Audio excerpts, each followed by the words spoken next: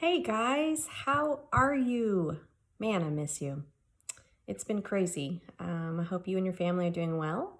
And we really miss teaching you every day and seeing you. And I hope things are going great at home. Um, I thought we cannot not finish this book. So when we left, we were in the middle of chapter 19. So I'm going to reread just the last part of what I read. And then you can go on Leno it and you can put some responses, anything you're thinking about. Okay. Reach out to me if you need anything. I'm here for you. Okay. Okay, here we go. He is in the middle of the woods and he comes upon all those guys. Jackal Boy is one of them. All right. I'll be noble and ignore that, Jackal Boy said loftily to the girl. Naturally, we don't expect you to offer us any assistance in this matter, but we thought it was in everybody's best interest to keep you informed. The girl sat down and the other girls followed her lead. So inform us. The new boy, Jackal Boy started. Well, has he got a name? The girl interrupted. Well, he's registered as Lee Grant, Jackal Boy said. Luke noticed how he had said that. Registered as, not his name is? Did Jackal Boy suspect? I looked him up, Jackal Boy continued. His dad's in charge of National Gas and Electric. He's filthy rich. And he switched schools a lot. That could fit, the girl said. But he doesn't seem like he has autism or any of the other disorders. I don't think he's even agoraphobic. Luke didn't even try to puzzle out the unfamiliar words Jackal Boy was talking about. Trey over there saw him coming in from outside this afternoon. He was outside? The girl asked. She sounded amazed, maybe even impressed. Out there in the woods during the day? I don't know, Jackal Boy said.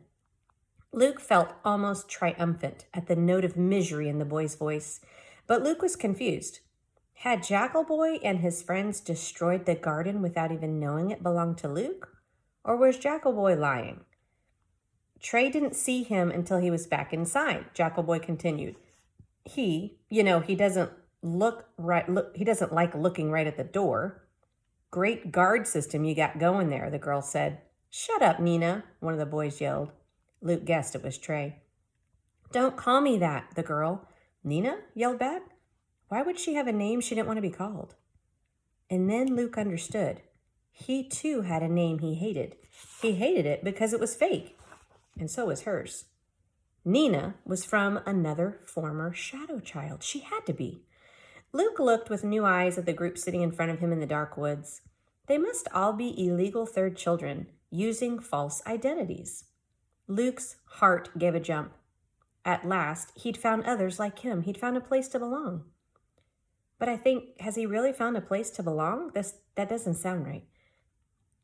Luke started to move out from behind the tree to reveal himself. Finally, he'd found other kids to talk to about how hard it was pretending to be someone else. Finally, he'd found other kids who would know how tough it was to come out of hiding.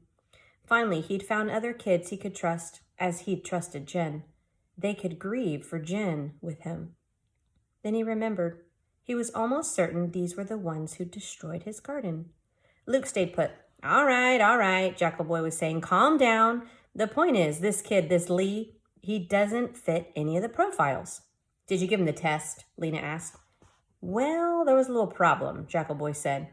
Go ahead and say it, Trey burst out furiously. I flubbed the whole thing. I don't know why you make me guard that spot. Because you're the bravest one, Jackal Boy said. Luke recognized that tone. It was the same sort of wheedling voice that Luke's brothers had used on him when they wanted him to do something unpleasant, like clean out the hog pen or spread manure in the garden. Trey turned and faced Nina directly.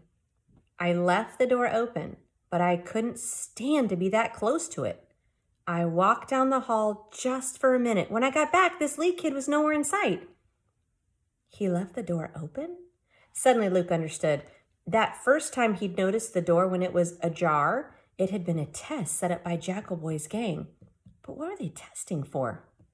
Maybe he went outside then, too, Nina said. All the boys seemed to be shaking their heads in disbelief. I waited 3 hours, Trey said. I stared at that door the whole time, honest. Nobody would stay out that long. Why not? Luke wondered. So is he one of us or not? Nina asked. The question seemed to hang in the dark woods. Luke wanted to know the answer too. Who knows, Jackal Boy said. The problem is he's getting bold.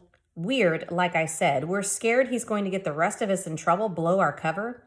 This afternoon, he just stared back at Trey like he didn't care what Trey saw or what Trey did. He was defiant, Trey said.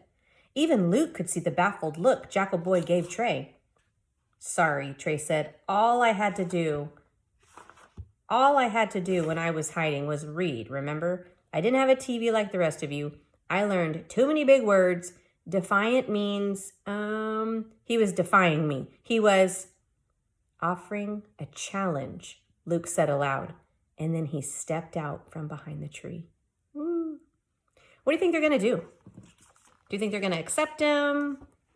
Do you think they're going to do something? And what do they mean by, is he one of us? I don't know. Okay, I will read to you a little bit next week. I can't wait to hear what you're thinking. Miss you guys.